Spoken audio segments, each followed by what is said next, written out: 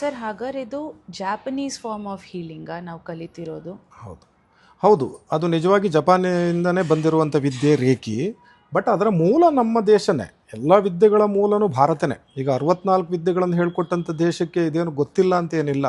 ನಮ್ಮ ಆಯುರ್ವೇದದಲ್ಲೇ ಆವಾಗಲೇ ಹೇಳಿದ್ದಾರೆ, ಅಯಮ್ಮೆ ವೇದದಲ್ಲೇ ಹೇಳಿದ್ದಾರೆ, ಅಯಮ್ಮೆ ಹಸ್ತೋ ಭಗವಾನ್ ಅಯಮ್ಮೆ ಭಗವತ್ತರಹ ಅಯಮ್ಮೆ ವಿಶ್ವಭೇಷಜೋ ಅಯಮ್ಮೆ ಶಿವಾಭಿಮರ್ಶನ ಅಂತ ವೇದದಲ್ಲೇ ಹೇಳಿದಾಗ ಈ ಹಸ್ತದ ಮುಖಾಂತರ ಮಾಡ್ತಕ್ಕಂಥ ಒಂದು ಚಿಕಿತ್ಸೆಯ ಬಗ್ಗೆ ಉಲ್ಲೇಖ ಆಯುರ್ವೇದದಲ್ಲೂ ಇದೆ. ವಿಷ್ಣು ಸಹಸ್ರ ಮೂರ್ಧಾನಾಂ ಸಚರಾಚರ ಪತಿಂ ವಿಭುಂ ಸ್ತುವನ್ನಾಮ ಸಹಸ್ರೇಣ ಜ್ವರಾನ್ ಸರ್ವಾನ್ ವಿಪವತಿ. ಪೇಷಂಟ್ನ ಕೈಯ ಬಾಡಿಯನ್ನು ಮುಟ್ಕೊಂಡು ವಿಷ್ಣು ಸಹಸ್ರನಾಮ ಹೇಳಿದರೆ ಜ್ವರ ವಾಸಿ ಆಗುತ್ತೆ, ಓಂ ನಮ ಶಿವಾಯ ಹೇಳಿದರೆ ವಾಸಿ ಆಗುತ್ತೆ.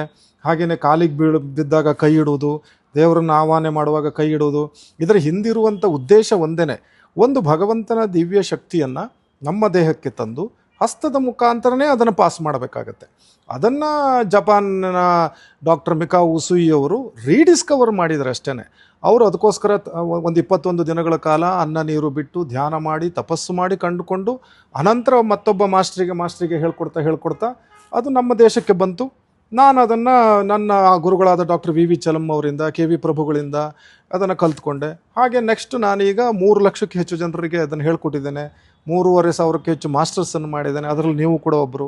ಹಾಗೆ ಗ್ರ್ಯಾಂಡ್ ಮಾಸ್ಟರ್ನ ಮಾಡಿದ್ದೇನೆ 500ಕ್ಕೆ ಹೆಚ್ಚು. ಹೀಗೆ ಇದು ಒಬ್ಬ ಮಾಸ್ಟರಿಂದ ಇನ್ನೊಬ್ಬ ಮಾಸ್ಟರಿಗೆ ಹೇಳ್ಕೊಡುವಂಥ ವಿದ್ಯೆ ಆಗಿದೆ. ನಮ್ಮ ದೇಶದಲ್ಲಿ ಏನಾಗಿದೆ ಅಂದರೆ ಮೇಡಮ್, ನಾವು ಎಲ್ಲದನ್ನು ರಹಸ್ಯ ಸೀಕ್ರೆಟ್ ಮಾಡಿ ಹಲವಾರು ವಿದ್ಯೆಗಳು ಈಗ ಲುಪ್ತವಾಗಿ ಹೋಗಿದೆ, ಗುಪ್ತವಾಗಿ ಹೋಗಿದೆ.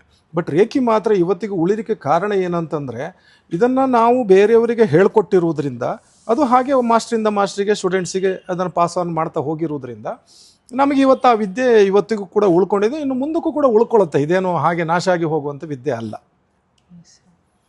ಸರ್. ಮತ್ತು ಇದು ನಾವು ಬಿಕಾಸ್ ನೀವು ಕ್ವಾಂಟಮ್ ಸೈನ್ಸ್ ಬಗ್ಗೆ ಹೇಳಿದ್ರಿ, ಹಾಗಾಗಿ ಇದಕ್ಕೇನಾದ್ರು ಸೈಂಟಿಫಿಕ್ ರಿಸರ್ಚ್ ಪೇಪರ್ಸ್ ಉಂಟಾ? ಈಗ ಸುಮಾರು ಜನ ಡಾಕ್ಟರ್ಸ್ ಈಗ ಯಾರನ್ನು ರೇಖಿ ಪ್ರಾಕ್ಟೀಸ್ ಮಾಡ್ತಾರೆ ಅಥವಾ ಪೇಷಂಟ್ಸ್ ಬರೋರು ಅಥವಾ ಹೀಲ್ ಮಾಡೋಕ್ಕೆ ಕಾಮನ್ ಮ್ಯಾನ್ ಪರ್ಸ್ಪೆಕ್ಟಿವು, ಈಗ ಪ್ರಪಂಚ ಎಲ್ಲದಕ್ಕೂ ರ್ಯಾಷನಲ್ ಪಬ್ಲಿಷ್ ಆಗಿದೆಯಾ, ಕ್ವಾಂಟಿಟೇಟಿವ್ ಆಗಿ ಇದನ್ನು ಮೆಜರ್ ಮಾಡೋಕ್ಕಾಗತ್ತಾ ಅಂತ ಕೇಳ್ತಾರೆ. ಹೌದು, ಕ್ವಾಂಟಿಟೇಟಿವ್ ಆಗಿ ನೀವು ಮಾಡಬೇಕಾದ್ರೆ ನೀವು ನಿಮ್ಮಂಥ ಡಾಕ್ಟರ್ಸ್ಗಳು ಇದನ್ನು ಮಾಡಬೇಕಾಗಿದೆ.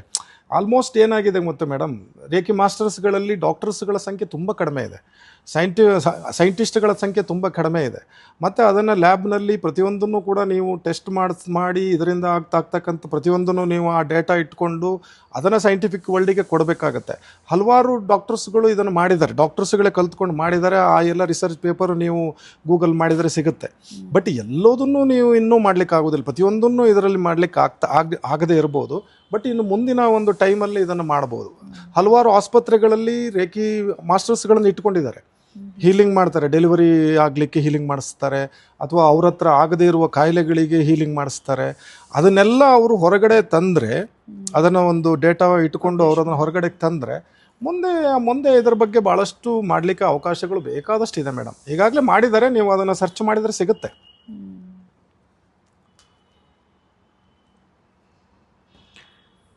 ಸರ್, ಈಗ ರೇಖಿನ ಯಾರು ತಗೋಬಹುದು ಅನ್ನೋದಕ್ಕೇನಾದ್ರು ರೂಲ್ಸ್ ಆ್ಯಂಡ್ ರೆಗ್ಯುಲೇಷನ್ಸ್ ಇದೆಯಾ? ಅಥವಾ ನಾವು ಒಬ್ಬರನ್ನ ಎಕ್ಸೆಪ್ಟ್ ಮಾಡ್ಕೊಳ್ಳೋಕ್ಕೆ ನಮ್ಮ ರೇಖಿ ಹೀಲಿಂಗಲ್ಲಿ ಆ್ಯಸ್ ಅ ಮಾಸ್ಟರ್ ಯೋಚನೆ ಮಾಡಿದಾಗ ನಾವು ಯಾರನ್ನ ತಗೋಬೇಕು, ಯಾರನ್ನ ಪ್ರಿಫರ್ ಮಾಡಬಾರ್ದು ಅನ್ನೋದಕ್ಕೇನಾದ್ರು ಒಂದು ರೇಖಿ ಮಾಸ್ಟರ್ಸನ್ನು ಪ್ರಿಫರ್ ನೋಡಿ ಮೇಡಮ್, ಇದಕ್ಕೆ ಲಾ ಆಫ್ ಅಟ್ರಾಕ್ಷನ್ ಅಥವಾ ಲಾ ಆಫ್ ರೆಸೊನೆನ್ಸ್ ಅಂತ ಕರಿತೀವಿ. ನಿಮ್ಮ ಹತ್ರ ಬರುವಂಥ ಸ್ಟೂಡೆಂಟ್ಸ್ಗಳು ನಿಮ್ಮ ವೈಬ್ರೇಷನ್ ಅಥವಾ ಫ್ರೀಕ್ವೆನ್ಸಿಗೆ ಮ್ಯಾಚ್ ಆದರೆ ಮಾತ್ರ ಬರ್ತಾರೆ, ಅವರು ನಿಮ್ಮ ಹತ್ರ ದೀಕ್ಷೆ ತಗೊಳ್ತಾರೆ. ಹಾಗೆ ಎಲ್ಲರೂ ನಿಮ್ಮ ಹತ್ರ ಬರಲಿಕ್ಕೆ ಆಗೋದಿಲ್ಲ. ಹಾಗೆಯೇ ಇದಕ್ಕೆ ಯಾವುದೇ ಕಂಡೀಷನ್ಸ್ ಇಲ್ಲ, ರೂಲ್ಸ್ ಆ್ಯಂಡ್ ರೆಗ್ಯುಲೇಷನ್ಸ್ ಇಲ್ಲ, ಅನ್ಕಂಡೀಷನಲ್ ಲೈನ್ ಆಫ್ ಟ್ರೀಟ್ಮೆಂಟ್ ಇದು. 2 ವರ್ಷದ ಮಕ್ಕಳಿಗೆ ದೀಕ್ಷೆ ಕೊಟ್ಟಿದ್ದೀನಿ ನಾನು. ಮೊನ್ನೆ ಅಂತೂ ಒಬ್ಬರು 9 ತಿಂಗಳ ಮಗುವಿಗೆ ದೀಕ್ಷೆ ತಗೊಂಡು ಹೋದರು. ಆ್ಯಕ್ಚುಲಿ 2ರಿಂದ 3 ವರ್ಷದ ಮೇಲ್ಪಟ್ಟವ್ರಿಗೆ ಕೊಡೋದು ಭಾಳ ಒಳ್ಳೆಯದು. ಬಟ್ ಅವರೇ ಮಾಸ್ಟರ್ ಆಗಿದ್ದರು, ಅವರೇ ನನ್ನ ಹತ್ರ ದೀಕ್ಷೆ ಬೇಕು ಅಂತ ಆ ಚಿಕ್ಕ ಮಗುವಿಗೆ ದೀಕ್ಷೆ ತಗೊಂಡು ಹೋಗಿದ್ದಾರೆ. ಆದರೆ ಅವರು ಪ್ರಾಕ್ಟೀಸ್ ಮಾಡಲಿಕ್ಕೆ ಆ ಮಕ್ಕಳು ಒಂದು 4ರಿಂದ 5 ವರ್ಷದ ಮೇಲ್ಪಟ್ಟರೆ ಅವರು ತಮ್ಮ ಬಾಡಿ ಮೇಲೆ ಕೈ ಇಟ್ಕೊಂಡು ಹೀಲಿಂಗ್ ಮಾಡ್ಕೋಬೋದು. ದೀಕ್ಷೆ ಕೊಡಬಾರ್ದು ಅಂತ ಏನೂ ಇಲ್ಲ. ಯಾರು ಬೇಕಾದರೂ 2 ವರ್ಷದಿಂದ 100 ವರ್ಷದವರೆಗೆ ಯಾರು ಬೇಕಾದರೂ ದೀಕ್ಷೆ ತಗೋಬೋದು. ಯಾವುದೇ ಜಾತಿ ಮತ ಭೇದ ಇಲ್ಲ, ಮತ್ತು ಅವರಿಗೊಂದು ಎಜುಕೇಷನ್ ಬೇಕಾಗಿಲ್ಲ, ಲಿಂಗಭೇದ ಇಲ್ಲ. ಯಾರು ಬೇಕಾದರೂ, ನಾನು ಎಲ್ಲ ಧರ್ಮದವರಿಗೂ ದೀಕ್ಷೆ ಕೊಟ್ಟಿದ್ದೇನೆ, ಏನು ಸಮಸ್ಯೆ ಇಲ್ಲ. ಮತ್ತು ವೆಜ್ ಮತ್ತು ನಾನ್ ವೆಜ್ ಅಂತ ಏನೂ ಇಲ್ಲ, ಯಾರು ಬೇಕಾದರೂ ದೀಕ್ಷೆ ತಗೋಬೋದು. ಕಂಡೀಷನ್ಸು ಮತ್ತು ರೂಲ್ಸ್ಗಳು ತುಂಬ ಕಡಿಮೆ ಇದೆ. ನಾನೀಗ 25ಕ್ಕೂ ಹೆಚ್ಚು ವಿದ್ಯೆಗಳನ್ನು ಕಲಿತರೂ ಕೂಡ ರೇಖೆಯನ್ನು ಮಾತ್ರ ನಾನು ಯಾಕೆ ಎಲ್ರಿಗೂ ಹೇಳ್ಕೊಟ್ಟಿದ್ದೀನಿ ಅಂತಂದರೆ, ಇದಕ್ಕೆ ಯಾರೂ ಇದಕ್ಕೆ ಹಾಗೆ ಮಾಡಬಾರ್ದು, ಇವ್ರಿಗೆ ಇದನ್ನು ಹೇಳ್ಕೊಡ್ಬೇಡಿ ಅಂತ ಏನೂ ಇಲ್ಲ. ಅವ್ರು ನನ್ನ ಹತ್ರ ಬಂದರು ಅಂದರೆ ರೇಖೆ ಗೈಡೆಡ್ ಆಗೇ ಬಂದಿರ್ತಾರೆ. ನಿಮ್ಮ ಹತ್ರ ಬಂದರೂ ಅಷ್ಟೇ, ನನ್ನ ಹತ್ರ ಬಂದರೂ ಅಷ್ಟೇ, ಅವ್ರು ರೇಖೆ ಗೈಡೆಡ್ ಆಗೇ ಬಂದಿರ್ತಾರೆ. ಹಾಗಾಗಿ ನಾವು ಅವ್ರು ಯಾಕೆ ಬಂದರು ಆ ಥರ ಏನು ಪ್ರಶ್ನೆ ಕೇಳಬೇಕಾಗಿಲ್ಲ. ಒಬ್ಬ ಮನುಷ್ಯ, ಒಬ್ಬ ಸ್ಟೂಡೆಂಟ್ ಬಂದು ನನಗೆ ದೀಕ್ಷೆ ಕೊಡಿ ಅಂತ ನಿಮ್ಮ ಹತ್ರ ಕೇಳ್ಕೊಂಡ ಅಂತಂದರೆ ಅವರು ನಿಮ್ಮ ಹತ್ರ ರೇಖೆನೇ ಕಳಿಸ್ಕೊಟ್ಟಿರುತ್ತೆ. ನಿಮ್ಮ ವೈಬ್ರೇಷನಿಗೆ ಮ್ಯಾಚ್ ಆದರೆ ಮಾತ್ರ ಅವ್ರು ಬರಲಿಕ್ಕಾಗತ್ತೆ. ಹಾಗೆಯೇ ಮತ್ತು ಅವರು ಅದನ್ನು ಕಂಟಿನ್ಯೂ ಮಾಡೋದೆಲ್ಲ ಅದು ರೇಖೆಗೆ ಬಿಟ್ಟು ವಿಚಾರ. ದೀಕ್ಷೆ ತಗೋಬೋದು ಅವರು, ಬಟ್ ಅವ್ರು ಕಂಟಿನ್ಯೂ ಮಾಡಬೇಕಲ್ಲ. ಸರ್, ಈಗ ದೀಕ್ಷೆ ಅನ್ನೋ ಪದಕ್ಕೆ ಅರ್ಥ ಏನು? ದೀಕ್ಷೆ ಇಸ್ಕೊಳ್ಳೋದು ಅಂದರೆ ಏನು? ದೀಕ್ಷೆ ಕೊಡೋದು ಅಂದರೆ ಏನು? ಅದರಲ್ಲಿ ಏನಾಗತ್ತೆ ಮೆಕ್ಯಾನಿಸಮ್ ಒಂದು? ಇನ್ನೊಂದು, ದೀಕ್ಷೆ ಪಡ್ಕೊಳ್ಳೋಕ್ಕೆ ಮುಂಚೆ ಅವ್ರಿಗೆ ರೇಖೆ ಬಗ್ಗೆ ಏನಾದ್ರು ಗೊತ್ತಿರಬೇಕಾ, ಅಥವಾ ಹಾಗೆ ಬಂದು ಒಬ್ಬ ಸಾಧಾರಣ ಮನುಷ್ಯಂಗೆ ಏನು ಹಿಂದೆ ಮುಂದೆ ಗೊತ್ತಿಲ್ಲದೆ ಡೈರೆಕ್ಟಾಗಿ ಬಂದು ದೀಕ್ಷೆ ತಗೋಬೋದಾ? Yes, very good question. ದೀಕ್ಷೆ ಅನ್ನೋ ಶಬ್ದದ ಅರ್ಥ ಸಂಸ್ಕೃತದಲ್ಲಿ ದೀಯತೆ ವಿಮಲಂ ಜ್ಞಾನಂ ಕ್ಷೀಯತೆ ಕರ್ಮಬಂಧನ ತಸ್ಮಾತ್ ದೀಕ್ಷೇತಿ ಸಂಪ್ರೋಕ್ತಃ ಮುನಿಭಿ ತಂತ್ರವೇದಿಭಿ ಅಂತೇಳಿ ಹೇಳ್ತಾರೆ. ದೀಕ್ಷಾ ಅನ್ನೋ ವರ್ಡಿನ ಅರ್ಥನೇ ಅಷ್ಟೇ. ಒಬ್ಬ ರೇಖಿ ಮಾಸ್ಟರ್ ಹತ್ರ ನೀವು ಬಂದಾಗ ಅವರು ನಿಮಗೆ ಆ ದೀಕ್ಷಾ ಅಂದರೆ, ನಾವು ಅದಕ್ಕೆ ಅಟ್ಯೂನ್ಮೆಂಟ್ ಅಂತೀವಿ, ಅಲೈನ್ಮೆಂಟ್ ಅಂತೀವಿ, ಎಂಪವರ್ಮೆಂಟ್ ಅನ್ನುವ ವರ್ಡ್ಸನ್ನು ಯೂಸ್ ಮಾಡ್ತೀವಿ. ಆ ದೀಕ್ಷೆಯನ್ನು ಕೊಡುವ ಒಂದು ರಹಸ್ಯವಾದಂಥ ಒಂದು ವಿಧಾನ ಮತ್ತು ಪ್ರಕ್ರಿಯೆ ಇದೆ. ಒಂದು 15ರಿಂದ 20 ನಿಮಿಷಗಳ ಕಾಲ ಒಬ್ಬ ಮಾಸ್ಟರ್ ಒಬ್ಬ ಸ್ಟೂಡೆಂಟಿಗೆ ಈ ಒಂದು ಎನರ್ಜಿಯನ್ನು, ಡಿವೈನ್ ಎನರ್ಜಿಯನ್ನು ಪಾಸ್ ಆನ್ ಮಾಡಬೇಕಾಗತ್ತೆ. ಅದನ್ನು ಮಾಡಬೇಕಾದ್ರೆ ನಮ್ಮ ದೇಹದಲ್ಲಿ 7 ಚಕ್ರಗಳಿದೆ. ಆ 7 ಚಕ್ರಗಳನ್ನು ಓಪನ್ ಮಾಡಬೇಕಾಗತ್ತೆ. ಅವು ಯೂಶ್ವಲಿ ಕ್ಲೋಸ್ ಆಗಿರ್ತವೆ. ಎಲ್ಲರಲ್ಲೂ ಅದು ಓಪನ್ ಆಗಿರಲೇಬೇಕಂತೇನಿಲ್ಲ. ಆ ಓಪನ್ ಆಗಿರುವಂಥ, ಕ್ಲೋಸ್ ಆಗಿರುವಂಥ ಚಕ್ರವನ್ನು ಓಪನ್ ಮಾಡಿ, ರೇ ಅನ್ನೋದು ಯೂನಿವರ್ಸಲ್ ಎನರ್ಜಿ, ಕೀ ಅನ್ನೋದು ನಮ್ಮ ನಾಭಿಯಲ್ಲಿರುವಂಥ ಎನರ್ಜಿ, ಅದು AC, ಇದು DC, ಅವು ಎರಡನ್ನು ಕನೆಕ್ಟ್ ಮಾಡಿ ಬಿಡುವಂಥ ಒಂದು ಪ್ರಕ್ರಿಯೆ ಇದೆ. ಅದು ರಹಸ್ಯವಾದಂತಹ ಒಂದು ಪವಿತ್ರವಾದಂಥ ಪ್ರಕ್ರಿಯೆ. ಆ ಪ್ರಕ್ರಿಯೆಯನ್ನು ಮಾಡಿದ ಕೂಡಲೇ ಆ ಡಿವೈನ್ ಎನರ್ಜಿ ಫಸ್ಟ್ ಲೆವೆಲಲ್ಲಿ, ಈಗ ರೇಖಿ ಯಾರು ನಮ್ಮ ಹತ್ರ ಫಸ್ಟಿಗೆ ಬರ್ತಾರೆ ಅವರಿಗೇನೋ ಅದ್ರ ಬಗ್ಗೆ ಗೊತ್ತಿರಬೇಕು, ಮಾಹಿತಿಯನ್ನು ಪಡ್ಕೊಂಡಿರಬೇಕು, ಅಥವಾ ಅದಕ್ಕೆ ಪೂರ್ವ ತಯಾರಿ ಮಾಡಿರಬೇಕು ಅಂತ ಏನೂ ಇಲ್ಲ. ಡೈರೆಕ್ಟಾಗಿ ನಮ್ಮ ಹತ್ರ ಬಂದು ದೀಕ್ಷೆ ತಗೋಬೋದು. ಆ ದೀಕ್ಷೆ ಕೊಡುವ ವಿಧಾನ ಏನಿದೆ ಅದನ್ನು ನಾವು ಮಾಡಿದ ಕೂಡಲೇ ಚಕ್ರಗಳನ್ನು ಓಪನ್ ಮಾಡ್ತೀವಿ. ರೇಖಿ ಮಾಸ್ಟರ್ ಆದವರು ಸ್ಟೂಡೆಂಟ್ನ ಚಕ್ರಗಳನ್ನು ಓಪನ್ ಮಾಡ್ತೀವಿ. ನಮ್ಮ ದೇಹ ಅನ್ನೋದು ವೀಣೆ ಇದ್ದ ಹಾಗೆ. ಆ ವೀಣೆಗೆ 7 ತಂತಿಗಳಿದೆ. ಆ 7 ತಂತಿಗಳಲ್ಲಿ ನಾವು ಇದಕ್ಕೆ ಚಕ್ರ ಅಂತ ಕರಿತೀವಿ. ಸಹಸ್ರಾರ, ಆಜ್ಞಾ, ವಿಶುದ್ಧ, ಅನಾಹತ, ಈ 4 ಚಕ್ರಗಳನ್ನು ಫಸ್ಟ್ ಲೆವೆಲಲ್ಲಿ ಓಪನ್ ಮಾಡ್ತೀವಿ. ಇದರಲ್ಲಿ ಮತ್ತೆ ಡಿಗ್ರೀಸ್ ಎಲ್ಲ ಇದೆ. First degree, second degree, third degree, master, grand master ಅಂತೆಲ್ಲ. ಈ ಡಿಗ್ರಿಗಳೆಲ್ಲ ಕಾಲೇಜಲ್ಲಿ ಕೊಡುವಂಥ ಡಿಗ್ರಿಗಳಲ್ಲ. ಇದು ಒಬ್ಬ ವಿದ್ಯಾರ್ಥಿಯ, ಸ್ಟೂಡೆಂಟ್ನ ಎನರ್ಜಿ ಲೆವೆಲನ್ನು ಯಾವ ಲೆವೆಲ್ಲಿಗೆ ಅವನು ಹೀಲ್ ಆಗಿದ್ದಾನೆ ಅಥವಾ ಹೀಲ್ ಮಾಡ್ತಾನೆ ಬೇರೆಯವ್ರನ್ನ. ಫಾರ್ ಎಕ್ಸಾಂಪಲ್, ಫಸ್ಟ್ ಡಿಗ್ರಿಯಲ್ಲಿ ಫಿಸಿಕಲ್ ಲೆವೆಲ್ ಹೀಲಿಂಗ್ ಆಗುತ್ತೆ. ಸಹಸ್ರಾರ, ಆಜ್ಞಾ, ವಿಶುದ್ಧ ಮತ್ತು ಅನಾಹತ 4 ಚಕ್ರಗಳನ್ನು ಓಪನ್ ಮಾಡ್ತೀವಿ. 4 ದೀಕ್ಷೆಗಳನ್ನು ಕೊಡಬೇಕಾಗತ್ತೆ. ಅದಕ್ಕೆ 4 ಟೈಮ್ಸ್ ಅಟ್ಯೂನ್ಮೆಂಟ್ಸ್ ಮಾಡ್ತೀವಿ. 1-to-1 ಅಟ್ಯೂನ್ಮೆಂಟ್, ಇದು ಸಾಮೂಹಿಕ ಅಲ್ಲ. ಆವಾಗ ಏನಾಗುತ್ತೆ, ಮಾಸ್ಟರ್ ಈ ಸ್ಟೂಡೆಂಟಿನ ಬಾಡಿಯಲ್ಲಿರುವ ಚಕ್ರಗಳನ್ನು ಟ್ಯೂನ್ ಮಾಡ್ತಾರೆ. ಆ ಕ್ಲೋಸ್ ಆಗಿರುವಂಥ ಚಕ್ರಗಳನ್ನು ಓಪನ್ ಮಾಡ್ತಾರೆ. ಅವುಗಳು ತಮ್ಮದೇ ಆದಂಥ ಫ್ರೀಕ್ವೆನ್ಸಿಯಲ್ಲಿ ತಿರುಗೋದಕ್ಕೆ ಪ್ರಾರಂಭ ಆಗ್ತವೆ. ರೇ ಅನ್ನೋದು ಹೇರಳವಾಗಿದೆ ಬ್ರಹ್ಮಾಂಡದಲ್ಲಿ. ಅದು ಭಗವಂತನ ಶಕ್ತಿ. ಆ ಶಕ್ತಿಯ ಮೂಲದೊಂದಿಗೆ ಕನೆಕ್ಟ್ ಮಾಡ್ತೀವಿ.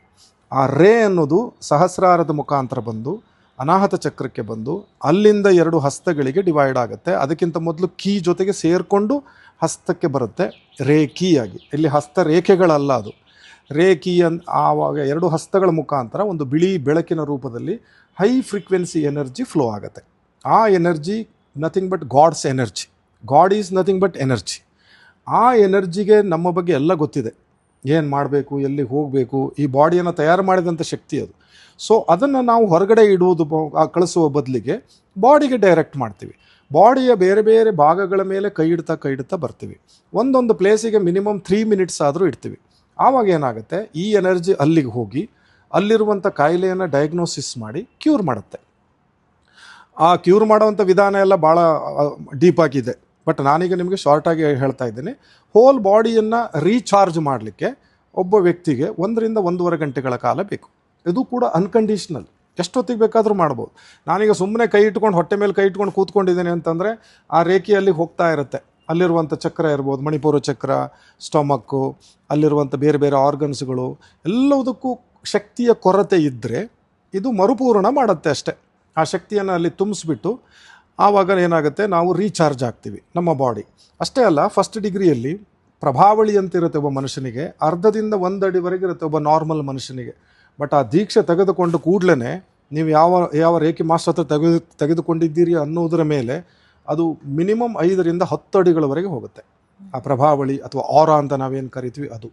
ಆವಾಗ ಏನಾಗುತ್ತೆ, ಅವನಿಗೆ ಅಷ್ಟು ಸುಲಭದಲ್ಲಿ ಕಾಯಿಲೆಗಳು ಬರುವುದಿಲ್ಲ, ಹೊರಗಿನ ಬರುವ ಕಾಯಿಲೆಗಳು ಬರುವುದಿಲ್ಲ. ಮತ್ತು ಇವನು ಸೆಲ್ಫ್ ಹೀಲಿಂಗ್ ಮಾಡಿಕೊಂಡು ತನ್ನ ಕಾಯಿಲೆಯನ್ನು ತಾನು ವಾಸಿ ಮಾಡ್ಕೋತಾರೆ ಮತ್ತು ಬೇರೆಯವರ ಕಾಯಿಲೆಗಳನ್ನು, ಸಣ್ಣ ಪುಟ್ಟ ಕಾಯಿಲೆಗಳನ್ನು ಹೀಲ್ ಮಾಡುವಷ್ಟು ಶಕ್ತಿ ಅವರಿಗೆ ಬರುತ್ತೆ. ಹಾಗಾಗಿ ರೇಖಿ ಚಿಕಿತ್ಸೆ ಅನ್ನುವಂಥದ್ದು ಯಾರು ಬೇಕಾದರೂ ಕಲಿಬೋದು, ಯಾರು ಬೇಕಾದರೂ ಮಾಡ್ಬೋದು, ಯಾವಾಗ ಬೇಕಾದರೂ ಪ್ರಾಕ್ಟೀಸ್ ಮಾಡ್ಬೋದು. ಇದಕ್ಕೊಂದು ಟೈಮ್ ಅಂತಿಲ್ಲ, ಬೆಳಿಗ್ಗೆನೇ ಮಾಡಬೇಕು, ಖಾಲಿ ಹೊಟ್ಟೆಯಲ್ಲೇ ಮಾಡಬೇಕು, ಆ ಥರ ರೂಲ್ಸು ರೆಗ್ಯುಲೇಷನ್ಸ್ ಯಾವುದೂ ಇಲ್ಲ. ಯಾವಾಗ ನೀವು ಕೈ ಇಡ್ತೀರಿ ಆನ್ ಆಗುತ್ತೆ, ಕೈ ತೆಗೆದ್ರೆ ಆಫ್ ಆಗುತ್ತೆ. ಇಷ್ಟು ಸಿಂಪಲ್ ಆಗಿದೆ. ನಿಮ್ಮ ಪ್ರಶ್ನೆಗೆ ಉತ್ತರ ಕೊಟ್ಟಿದ್ದೀನಿ ಅಂತ ಕಾಣಿಸುತ್ತೆ. ಸರ್, ಆರಾ ಅಂತ ಹೇಳಿದ್ರಿ. ಆರಾ ನಮ್ಮದು ಎಕ್ಸ್ಪ್ಯಾಂಡ್ ಆಗಿದೆ ಅನ್ನೋದು ಹೀಲ್ ಮಾಡಿದವ್ರಿಗೆ ಗೊತ್ತಾಗತ್ತಾ ಅಥವಾ ಮಾಸ್ಟರಿಗೆ ಗೊತ್ತಾಗತ್ತಾ ಅಥವಾ ಇಬ್ರಿಗೂ ಗೊತ್ತಾಗತ್ತಾ? ಗೊತ್ತಾದರೆ ಯಾವ ಥರ ಚೇಂಜಸ್ ನಮಗೆ ಅದರಲ್ಲಿ ಅನ್ಸಕ್ಕೆ ಬರುತ್ತೆ ಆರಾ ನಮ್ಮದು ಎಕ್ಸ್ಪ್ಯಾಂಡ್ ಆಗಿದೆ ಅಂತ? ಮತ್ತು ಇನ್ನೊಂದು ಪ್ರಶ್ನೆ ಹೇಗೆ ಅಂದರೆ, ಈಗ ನಾವು ಏನು ಹೇಳಿದ್ರಿ ನೀವು? ಕಟ್ ಮಾಡೋಣ ಅದನ್ನು. ಸರ್, ಈಗ ತಾವು ಆರಾ ಅಂತ ಮೆನ್ಷನ್ ಮಾಡಿದ್ರಿ.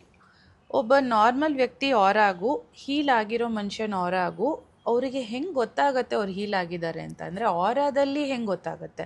ಅದು ನಮಗೆ ಗೊತ್ತಾಗತ್ತಾ ಅಥವಾ ಹೀಲ್ ಮಾಡಿದವ್ರಿಗೆ ಗೊತ್ತಾಗತ್ತಾ? ಮೇಡಮ್, ಆರಾದ ಬಗ್ಗೆ ಹೇಳಬೇಕಾದ್ರೆ ನಾನು ನೋಡಿ, ಈ ಬರ್ಬರಾ ಆ್ಯಂಡ್ ಬ್ರನನ್ ಅಂತ ಒಬ್ಬರು ನಾಸಾದಲ್ಲಿ ಸೈಂಟಿಸ್ಟ್ ಆಗಿದ್ದವರು ಬರೆದಿರ್ತಕ್ಕಂಥ ಪುಸ್ತಕ ಇದು, ಹ್ಯಾಂಡ್ಸ್ ಆಫ್ ಲೈಟ್ ಅಂತ. ಈ ಪುಸ್ತಕದಲ್ಲಿ ಅವರು ಅದ್ಭುತವಾಗಿ ಈ ಚಕ್ರಗಳ ಬಗ್ಗೆ ಮತ್ತು ಆರಾದ ಬಗ್ಗೆ ಎಲ್ಲ ಎಕ್ಸ್ಪ್ಲೇನ್ ಮಾಡಿದ್ದಾರೆ. ಇದು ನೋಡಿ, ಒಬ್ಬ ಹೆಲ್ದಿ ಮನುಷ್ಯನ ಆರಾ ಈ ಥರ ಇರಬೇಕು. ಅವರ 7 ಚಕ್ರಗಳು ಓಪನ್ ಆಗಿರಬೇಕು ಮತ್ತು ಅವರ ಸುತ್ತ ಒಂದು ಪ್ರಭಾವಳಿ ಬೆಳಕು, ದೀಪದ ಸುತ್ತ ಬೆಳಕಿದ್ದ ಹಾಗೆ ಅವರ ಸುತ್ತ ಬೆಳಕು ವ್ಯಾಪಿಸ್ಕೊಂಡಿರಬೇಕು. ಅಲ್ಲಿ ಮ್ಯಾಕ್ಸಿಮಮ್ ಎನರ್ಜಿ ಇರಬೇಕು, ಪಾಸಿಟಿವ್ ಎನರ್ಜಿ ಇರಬೇಕು. ಹಾಗೆಯೇ ಇದು ಒಬ್ಬ ಪೇಷಂಟ್ದು ಆರಾ ನೋಡಿ, ಪೂರ್ತಿ ಶ್ರಿಂಕ್ ಆಗಿದೆ, ಅಲ್ಲಿ ಲೀಕೇಜ್ ಆಫ್ ಎನರ್ಜಿ ಇದೆ, ಚಕ್ರಗಳಲ್ಲಿ ಬ್ಲಾಕೇಜಸ್ ಇದೆ. ಈ ಥರ ಇರುವಂಥ ಪೇಷಂಟನ್ನು ಒಬ್ಬ ಮಾಸ್ಟರ್ ಹೀಲ್ ಮಾಡಿ ಇದು ಮಾಸ್ಟರ್ ಆರಾ ಈ ಥರ ಇರುತ್ತೆ. ಅವರು ಹೀಲ್ ಮಾಡಿ ಈ ಥರ ಮಾಡಿದ್ದಾರೆ. ಈ ಥರ ಮಾಡಬೇಕಾದ್ರೆ ಆ ಚಕ್ರಗಳು ಯಾವ ಥರ ಇರುತ್ತೆ ಅಂದರೆ ಈ ಥರ ಇರುತ್ತೆ, ಲಾಳಿಕೆ ಆಕಾರದಲ್ಲಿ ಇರ್ತವೆ. ಹಿಂದೆ ಮುಂದೆ 5 ಚಕ್ರಗಳು, ಕೆಳಗೊಂದು ಚಕ್ರ ಮತ್ತು ಮೇಲೆ ಒಂದು ಚಕ್ರ, ಸಹಸ್ರಾರ, ಮೂಲಾಧಾರ. ಇದು ಸ್ವಾಧಿಷ್ಠಾನ, ಮಣಿಪುರ, ಅನಾಹತ, ವಿಶುದ್ಧ, ಆಜ್ಞಾ, ಸಹಸ್ರಾರ. ಈ 7 ಚಕ್ರಗಳು ಈಕ್ವಲಿ ಬೇರೆ ಬೇರೆ ಫ್ರೀಕ್ವೆನ್ಸಿಯಲ್ಲಿ ತಿರುಗ್ತಾ ಇರ್ತವೆ. ಇದು 396 ಹರ್ಡ್ಸಲ್ಲಿದ್ದರೆ ಇದು 963 ಹರ್ಡ್ಸಲ್ಲಿರುತ್ತೆ ಸಹಸ್ರಾರ. ಹಾಗೆ 417 ಈ ಥರ ಬೇರೆ ಬೇರೆ ಹರ್ಡ್ಸಲ್ಲಿ ಬೇರೆ ಬೇರೆ ಚಕ್ರಗಳು ತಿರುಗ್ತಾ ಇರ್ತವೆ. ಇದನ್ನು ಅವ್ರು ಮೆಜರ್ ಮಾಡಿದ್ದಾರೆ. 7 ಚಕ್ರಗಳು ಬೇರೆ ಬೇರೆ ನ್ಯಾಚುರಲಿ ನಾರ್ಮಲ್ ಚಕ್ರಾಸ್ ಆ ಫ್ರೀಕ್ವೆನ್ಸಿಯಲ್ಲಿ ತಿರುಗಿದ್ರೆ ಮಾತ್ರ ಆ ವ್ಯಕ್ತಿ 100% ಹೆಲ್ದಿ ಆಗಿರ್ತಾರೆ. ಒಂದೊಂದು ಚಕ್ರಕ್ಕೆ ಒಂದೊಂದು ಕೆಲಸ ಇದೆ.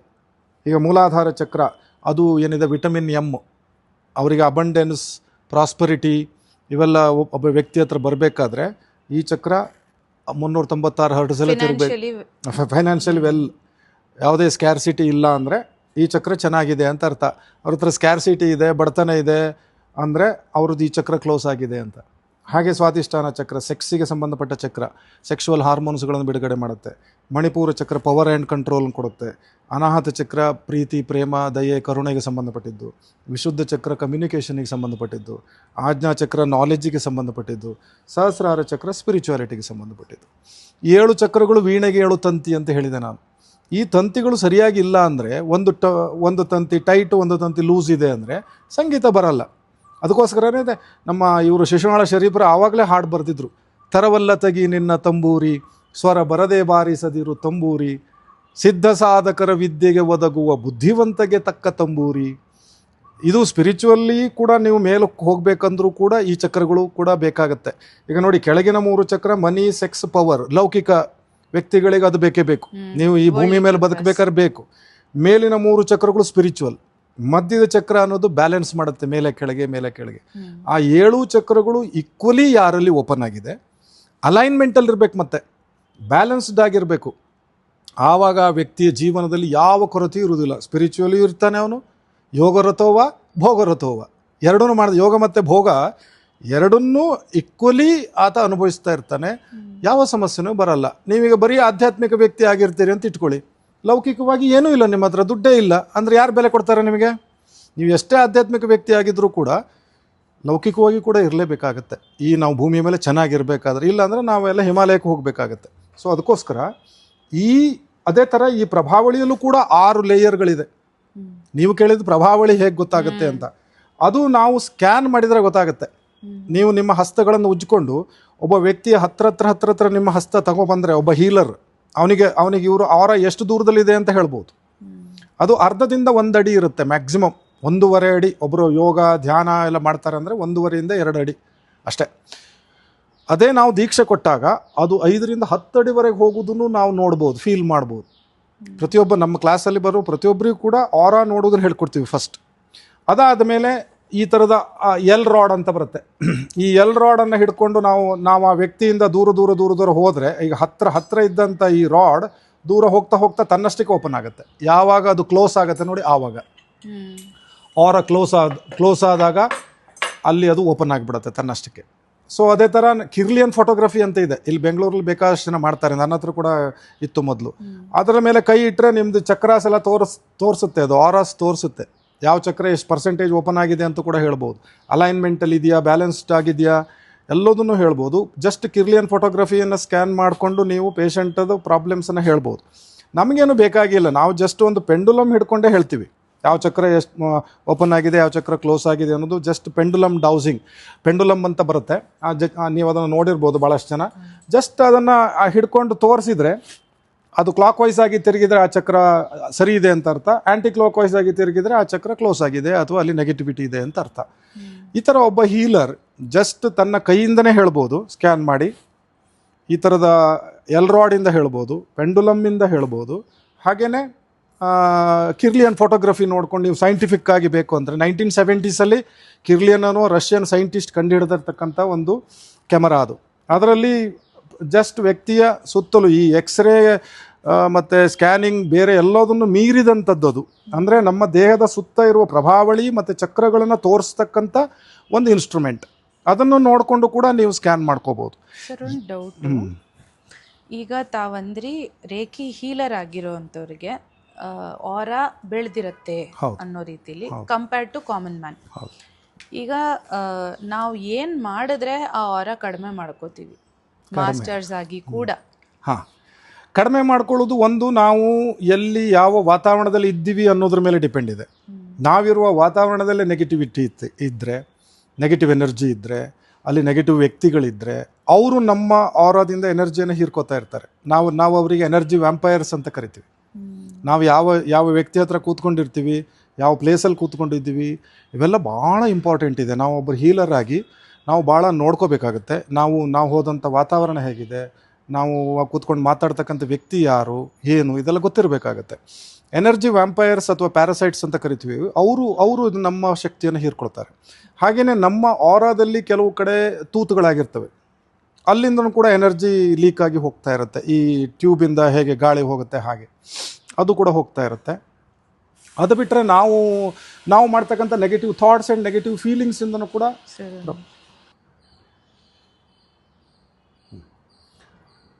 ಮೇಡಮ್, ಇದು ಎನರ್ಜಿ ಲೀಕ್ ಆಗೋದ್ರ ಬಗ್ಗೆ ಹೇಳುವ ಮೊದಲು ನಾನು ಕನ್ಸರ್ವೇಷನ್ ಆಫ್ ಎನರ್ಜಿ ಬಗ್ಗೆ ಮೊದಲು ನಮಗೆ ಗೊತ್ತಿರಬೇಕು. ನಮ್ಮ ಒಂದು ಶಕ್ತಿಯನ್ನು ನಾವು ಗಾಳಿ, ನೀರು, ಬೆಳಕು, ಆಹಾರ ಇವೆಲ್ಲವೂ ಕೂಡ ಲಾಸ್ಟಿಗೆ ಎಂಡ್ ಪ್ರಾಡಕ್ಟ್ ಯಾವುದು ಅಂದರೆ ಎನರ್ಜಿ, ಹೌದಾ? ಆ ಎನರ್ಜಿ ನಮ್ಮ ದೇಹದಲ್ಲಿ ಕೀ ರೂಪದಲ್ಲಿ ಒಂದು DC ಆಗಿ ಇಲ್ಲಿ ನಾಭಿಯಲ್ಲಿ ಬಂದು ಸ್ಟೋರ್ ಆಗಿರುತ್ತೆ. ಅಲ್ಲಿಂದನೇ ಅದು ಎಲ್ಲ ನಾಡಿಗಳ ಮುಖಾಂತರ ನಮ್ಮ ದೇಹಕ್ಕೆ ಸಪ್ಲೈ ಆಗುತ್ತೆ. ಈ ಎನರ್ಜಿ ಖಾಲಿ ಆಯಿತು ಅಂದರೆ ನಾವು ಬೇಗನೆ ಕಾಯಿಲೆ ಬೀಳ್ತೀವಿ. ಆಮೇಲೆ ಬೇರೆ ಬೇರೆ ಥರದಲ್ಲಿ ನಮಗೆ ಸಮಸ್ಯೆಗಳು ಕಾಡುತ್ತೆ. ಸೊ ಈ ಖಾಲಿ ಹೇಗಾಗತ್ತೆ? ಒಂದು, ನಾವು ನಮ್ಮ ಮನೆಯಲ್ಲಿ ಗಾಳಿ, ನೀರು, ಬೆಳಕು ಮತ್ತು ಶುದ್ಧ ಆಹಾರ ಇಲ್ಲದೇ ಇರುವಾಗ ಇದು ಖಾಲಿ ಆಗುತ್ತೆ. ಹಾಗೆಯೇ ನಮ್ಮ ಆರಾದಲ್ಲಿ ಲೀಕೇಜ್ ಆಫ್ ಎನರ್ಜಿ ಆಗ್ತಾ ಇರುತ್ತೆ ಅಂತ ಹೇಳಿದೆ. ಆ ಲೀಕೇಜ್ ಆಫ್ ಎನರ್ಜಿ ಬೇರೆ ಬೇರೆ ಕಾರಣಕ್ಕೆ, ಸರ್ಜರಿ ಮಾಡಿದಾಗ, ನಾವೀಗ ಸರ್ಜರಿ ಮಾಡಿಸ್ಕೋತೀವಿ, ಬಾಡಿಯಲ್ಲಿ ಸೂಚರ್ ಹಾಕಿರ್ತಾರೆ, ಬಟ್ ಆರಾದಲ್ಲಿ ಅದು ತೂತಾಗಿರೋದು ಅದು ಹಾಗೆ ಇರುತ್ತೆ, ಅಲ್ಲಿಂದ ಲೀಕ್ ಆಗಿ ಹೋಗ್ತಾ ಇರುತ್ತೆ. ಆಮೇಲೆ ನಾನು ಆಲ್ರೆಡಿ ಹೇಳಿದೆ ಎನರ್ಜಿ ವಾಂಪೈರ್ಸ್, ಪ್ಯಾರಸೈಟ್ಸ್, ಆಯಿತಾ, ಅವರಿಗೆ ಲಾರ್ವೆ ಅಂತಲೂ ಕೂಡ ಕರೀತಾರೆ. ಅವರು ನಮ್ಮ ಶಕ್ತಿಯನ್ನು ಹೀರ್ಕೊಳ್ತಾರೆ. ಯಾಕೆಂದರೆ ನಾವು ಸ್ಟೋರ್ ಮಾಡಿದ ಎನರ್ಜಿ ಬೇರೆ, ನಾವೀಗ ಒಬ್ಬ ಪೇಷಂಟ್ ಹತ್ರ ಒಂದು ಅರ್ಧ ಗಂಟೆ ಮಾತಾಡಿದರೆ ಸಾಕು, ಅವರಲ್ಲಿ ಅದು ವೀಕ್ ಬ್ಯಾಟ್ರಿ, ನಾವು ಚಾರ್ಜ್ಡ್ ಬ್ಯಾಟ್ರಿ ಅಂದರೆ ಅವರು ನಮ್ಮಿಂದ ಎನರ್ಜಿ ಅವರಿಗೆ ಪಾಸ್ ಆಗ್ತಾ ಇರುತ್ತೆ. ಆರ ಟು ಆರ, ನಾವೇನು ಕೈ ಇಡಬೇಕಂತೇನಿಲ್ಲ, ಅವ್ರ ಪಕ್ಕ ಕೂತ್ಕೊಂಡ್ರೆ ಸಾಕು. ಹಾಂ, ಹಾಗಾಗಿ ಬೇರೆ ಬೇರೆ ರೀತಿಯಲ್ಲಿ ನೆಗೆಟಿವ್ ಶಕ್ತಿ ಇರುವವರು ಪಾಸಿಟಿವ್ ಅವರಿಂದ ಹಿಡ್ಕೊಳ್ತಾರೆ. ಆಮೇಲೆ ಅವರ ಚಕ್ರದಿಂದ ನಮ್ಮ ಚಕ್ರಕ್ಕೆ ಹುಕ್ ಮಾಡಿಕೊಂಡು ಎಥರಿಕ್ ಕಾರ್ಡ್ ಕ್ರಿಯೇಟ್ ಮಾಡಿಕೊಂಡು ಅವರು ನಮ್ಮಿಂದ ಶಕ್ತಿಯನ್ನು ಹೀರ್ಕೋತಾರೆ. ಅವರು ನಮ್ಮಿಂದ, ಈಗ ಸಪೋಸ್ ಅವ್ರು ಏನೋ ಬಂದು ಪ್ರಾಬ್ಲಮ್ಸ್ ಹೇಳ್ಕೊತಾರೆ, ನಾವು ಅಯ್ಯೋ ಪಾಪ ಅಂತೀವಿ ಅವರಿಗೆ, ಕೂಡಲೇ ನಮ್ಮಿಂದ ಅವ್ರು ಸಕ್ ಮಾಡ್ಕೊಂಡ್ಬಿಡ್ತಾರೆ. ಸೊ ಈ ಥರ ಸಿಂಪತಿ ಮತ್ತು ಬೇರೆ ಥರದಲ್ಲಿ ನಮ್ಮಿಂದ ಅವ್ರು ಬಯಸಿದಾಗ, ಅವ್ರು ಬಯಸೋದೇ ಅದಕ್ಕೋಸ್ಕರ. ಸೊ ಅಲ್ಲಿಂದ ನಮ್ಮಿಂದ ಶಕ್ತಿ ಖಾಲಿಯಾಗಿರುತ್ತೆ. ಖಾಲಿಯಾಗಿದ್ದು ನಮಗೆ ಯಾವಾಗ ಗೊತ್ತಾಗುತ್ತೆ ಅಂದರೆ, ಈಗ ಫಾರ್ ಎಕ್ಸಾಂಪಲ್ ನೀವು ಒಳ್ಳೆ ಚೆನ್ನಾಗಿ ಡ್ರೆಸ್ ಮಾಡ್ಕೊಂಡು ಮದುವೆ ಮನೆಗೆ ಹೋಗಿರ್ತೀರ, ಬಟ್ ಬರುವಷ್ಟೊತ್ತಿಗೆ ಆ ಹೋಗುವಾಗ ಇದ್ದ ಎನರ್ಜಿ ಇರುವುದಿಲ್ಲ ನಿಮಗೆ. ಬಂದ ಕೂಡಲೇ ಬೆಡ್ ಮೇಲೆ ಮಲ್ಕೊಂಬಿಡೋಣ ಅಂತ ಹೇಳುವಷ್ಟು ಮಟ್ಟಿಗೆ ಸುಸ್ತಾಗಿರುತ್ತೆ. ಇದು ಏನಾದರೆ ಖಾಲಿ ಆಯಿತು ನಿಮ್ಮದು ಎನರ್ಜಿ ಅಂತ. ಮತ್ತೆ ನೀವು ಅದನ್ನು ರೀಕ್ರಿಯೇಟ್ ಮಾಡ್ಕೋಬೇಕಾಗತ್ತೆ, ರೀಸ್ಟೋರ್ ಮಾಡಬೇಕಾಗತ್ತೆ. ಹೇಗೆ ರೆಸ್ಟೋರೇಷನ್ ಆಫ್ ಎನರ್ಜಿ ಹೇಗೆ ಮಾಡೋದು? ಒಂದು, ಲೀಕೇಜ್ ಆಫ್ ಎನರ್ಜಿ 5 ಇಂದ್ರಿಯಗಳಿಂದ ಆಗ್ತಾ ಇರುತ್ತೆ ನಮ್ಮದು. ಒಂದು ಮಾತಿನ ಮುಖಾಂತರ, ಸೋರು ತಿಹುದು ಮನೆಯ ಮಾಳಿಗೆ ಅಂತ ಶಿಶುನಾಳ ಶರೀಫರು ಹೇಳ್ತಾರೆ. ಸೋರಿ ಹೋಗ್ತಾ ಇರುತ್ತೆ ನಮ್ಮಿಂದ ಶಕ್ತಿ, ಮಾತಿನ ಮುಖಾಂತರ ಹೋಗುತ್ತೆ. ಥಾಟ್ಸ್ ಮುಖಾಂತರ ಹೋಗುತ್ತೆ, ಫೀಲಿಂಗ್ಸ್ ಮುಖಾಂತರ ಹೋಗುತ್ತೆ, ಕಣ್ಣು, ಕಿವಿ, ಮೂಗು, ನಾಲಿಗೆ, ಚರ್ಮದ ಮುಖಾಂತರ ಹೋಗ್ತಾ ಇರುತ್ತೆ. ಇವೆಲ್ಲ ಅದನ್ನು ಬ್ಲಾಕ್ ಮಾಡಿಕೊಂಡ್ರೆ ನಾವು, ಅಂದ್ರೆ ನಮ್ಮ ಸ್ವಂತ ಕೆಲಸಗಳಿಂದಾನು ಹೌದು ನಾವು ಎಲ್ಲಿ ಎಷ್ಟು ಮಾತಾಡ್ಬೇಕು ಅಷ್ಟೇ ಮಾತಾಡ್ಬೇಕು. ನಾನೀಗ ಒಂದು ವಾರ ನಾನೀಗ ಸ್ಟೋರ್ ಮಾಡ್ಕೊಂಡು ಬಂದದ್ದನ್ನು ಒಂದು ದಿವಸ ಮಾತಾಡಿದರೆ ಅದು ಖಾಲಿ ಆಗುತ್ತೆ, ಕಂಟಿನ್ಯೂಸ್ ಆಗಿ ಮಾತಾಡಿದರೆ. ಮತ್ತು ನಾನು ಏನು ಮಾತಾಡ್ತೇನೆ ಅನ್ನೋದ್ರ ಮೇಲೆ ಡಿಪೆಂಡ್ ಇದೆ. ಯಾವ ಸಬ್ಜೆಕ್ಟ್, ಗಾಸಿಪ್ ಮಾತಾಡ್ತಿದ್ದಾನ ಅಥವಾ ಒಳ್ಳೆ ಸಬ್ಜೆಕ್ಟ್, ಈ ಥರ ಸಬ್ಜೆಕ್ಟ್ ಬಗ್ಗೆ ಮಾತಾಡಿದರೆ ಒಳ್ಳೆಯದು. ನಾನೀಗ ಬೇರೆಯವ್ರಿಗೆ ಒಳ್ಳೆಯದ ಬಗ್ಗೆ ಮಾತಾಡ್ತಾ ಇದ್ದಾಗ ಶಕ್ತಿನೂ ಜಾಸ್ತಿ ಆಗುತ್ತೆ ನನಗೆ. ಸೊ ಅದೇ ಥರ ನೆಗೆಟಿವ್ ಮಾತಾಡೋದು, ನೆಗೆಟಿವ್ ಆಗಿ ಥಿಂಕ್ ಮಾಡೋದು, ಇವೆಲ್ಲ ನಮ್ಮ ಶಕ್ತಿಯನ್ನು ಖಾಲಿ ಮಾಡ್ತಾ ಇರುತ್ತೆ. ಜಾಸ್ತಿ ಹೊತ್ತು ಮೊಬೈಲಲ್ಲೇ ಇರುವುದು, ಟಿ ವಿ ನೋಡ್ತಾ ಇರೋದು, ಆಯಿತಾ. ಈ ಥರ ನೀವು ನೆಗೆಟಿವ್ ವ್ಯಕ್ತಿಗಳ ಹತ್ತಿರ ಹೋದರೆ ಸಾಕು, 1 ಗಂಟೆ ನೀವು ಅವರೊಟ್ಟಿಗೆ ಇದ್ದರೂ ಕೂಡ ನಿಮ್ಮ ಶಕ್ತಿಯನ್ನು ಖಾಲಿ ಮಾಡ್ತಾರೆ ಅವರು. ಅದಕ್ಕೋಸ್ಕರನೇ ಹಿಂದಿನ ಕಾಲದಲ್ಲಿ ಸತ್ಸಂಗತ್ವೇ ನಿಸ್ಸಂಗತ್ವೇ ನಿರ್ಮೋಹತ್ವಂ ಯಾಕೆ ಹೇಳಿದ್ರೆ ಹೇಳಿ, ಒಳ್ಳೆಯವರ ಸಹವಾಸದಲ್ಲೇ ಇರಿ, ಪಾಸಿಟಿವ್ ಎನರ್ಜಿ ಅವರ ಒಟ್ಟಿಗೆ ನೀವಿರಿ, ಆವಾಗ ನಿಮ್ಮ ಶಕ್ತಿ ಇನ್ನೂ ಜಾಸ್ತಿ ಆಗುತ್ತೆ. ಈ ಎನರ್ಜಿಯ ಬಗ್ಗೆ ಯಾರಿಗೆ ಗೊತ್ತಿದೆ ಅವರು ಭಾಳ ಕೇರ್ಫುಲ್ ಆಗಿರ್ತಾರೆ. ಒಂದು ಮಾತಾಡಬೇಕಾದ್ರೂ ಕೇರ್ಫುಲ್ ಆಗಿರ್ತಾರೆ. ಒಂದು ಕೈ ಹೀಗೆ ಮೇಲಕ್ಕೆ ಎತ್ತಿದ್ರೂ ಕೂಡ ಹೋಯ್ತು ನಂದು ಎನರ್ಜಿ, ಯಾಕೆ ಎತ್ತಿದ್ದೀನಿ, ಯಾವಾಗ ಎತ್ತಬೇಕು, ಆ ಥರ ಗೊತ್ತಿದ್ದರೆ ನೀವು ಭಾಳ ಕೇರ್ಫುಲ್ ಆಗಿರ್ತೀರಿ. ಯಾವಾಗಲೂ ನೋಡಿ, ನಿಮ್ಮ ಹತ್ರ ಈಗ ಒಂದು 10 ಲಕ್ಷ ಹಣ ಇದೆ ಅಂದರೆ ದಾರಿ ಮೇಲೆಲ್ಲ ಚಲ್ತಾ ಹೋಗೋದಿಲ್ಲ, ನೀವು ಅದನ್ನು ಮಲ್ಟಿಪ್ಲೈ ಮಾಡೋಕ್ಕೆ ನೋಡ್ತಾ ಇರ್ತೀರ.